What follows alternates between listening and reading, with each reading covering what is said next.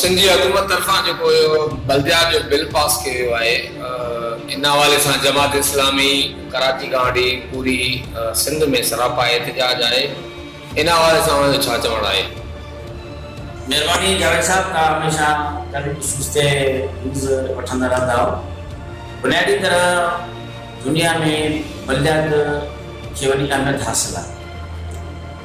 मूं जेतिरा ई पढ़ियो आहे त चाइना जे बीजिंग शहर जी जेका सालाना बजट आहे उहा पाकिस्तान जे सॼे पाकिस्तान जे बजट खां डबल आहे।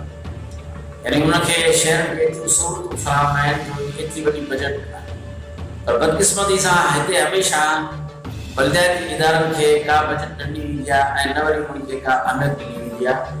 ऐं अॻे जेका उनखे अहमियत हासिल हुई उहा बि मौजूदा नामियात जमहूरी हुकूमत मां खसे छॾी आहे। हाणे जेको ताज़ो बिल पास कयो आहे सिंध असेंबली मां, उन मां ख़ासि तरह असांजे वॾनि शहरनि खे बेइख्तियार बणाए छॾियो।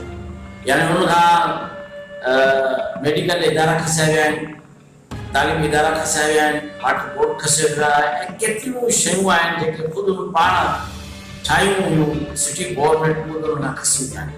अहिड़े नमूने सां असांजे इंटीरियर सिंध जे ज़िलनि ऐं शहरनि जूं बि जेको आहे सो सहूलियतूं ख़तमु कयूं वियूं आहिनि।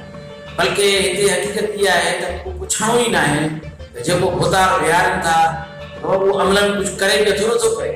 मुंहिंजो ज़िंदा मिसाल इहो आहे त मुंहिंजो वेझो अज़ीज़ बल्कि कज़न 4 साल जैकबाद डिस्ट्रिक्ट काउंसिल जो मेंबर रहियो, पर डिस्ट्रिक्ट काउंसिल जे मेंबर उनखे हिकु रुपयो बि ॾिनो त हू पुल ठाराए या वरी किथे को रस्तो ठाराए या किथे का मिट्टी विझाए। 4 साल गुज़री विया, डेवलपमेंट लाइ उनखे टको बि न ॾिनो।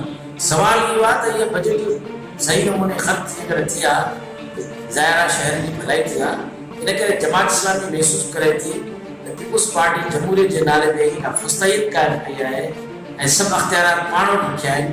इहा जमहूरियत न आहे, इहा फुस्तैयत आहे। इन करे असांजो मुतालबो आहे फौरी तौर ते जेको साबिक़ा अख़्तियार शहर खे हासिल आहे या सिटी गवर्नमेंट कराची खे हासिल आहे या ॿियनि शहरनि खे हासिल आहे, वापसि कया वञनि ऐं जमात इस्लामी मुताबिक़